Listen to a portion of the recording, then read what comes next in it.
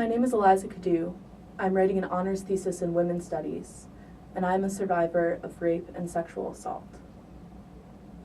If I knew you, I might go on to tell you details, or I might not. I would weigh the risks of telling you as an individual. How much does your opinion matter to me? Would you look at me differently? How does being a survivor change our relationship? Do you pity me, sympathize, or empathize with me?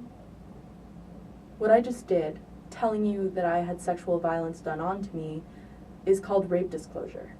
And according to psychological studies by Ahrens and Ullman, the public's, reaction to it is the most prominent factor in a survivor's lifelong trajectory through anxiety, depression, PTSD, suicidal ideation, and other major psychic struggles. In other words, how you respond to my rape disclosure matters, and how you respond to the rape disclosure of people you care about matters. My thesis takes the import of disclosure and recipient relations and asks what it means in the context of performers and audiences. What happens when the most intimate exchange is danced into the light?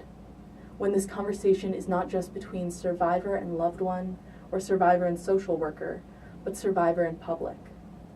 National rates of sexual assault are currently cited by the Rape, Abuse, and Incest National Network as 1 out of 6 American women and 1 out of 4 on college campuses, with significantly higher vulnerability for people of color, people with disabilities, and people of LGBTQ identity.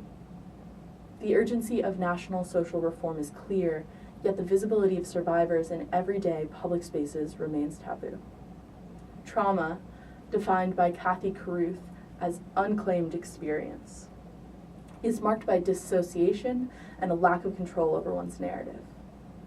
Embodied feminist performance art does the work of claiming trauma, revealing it to an audience, and possibly working through it in the process.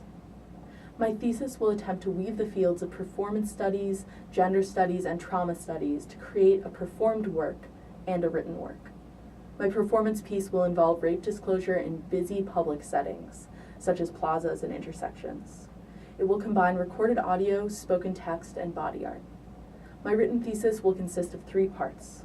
The first will cover phenomena in feminist performance art that handles gendered violence, and the artists emblematic of different styles.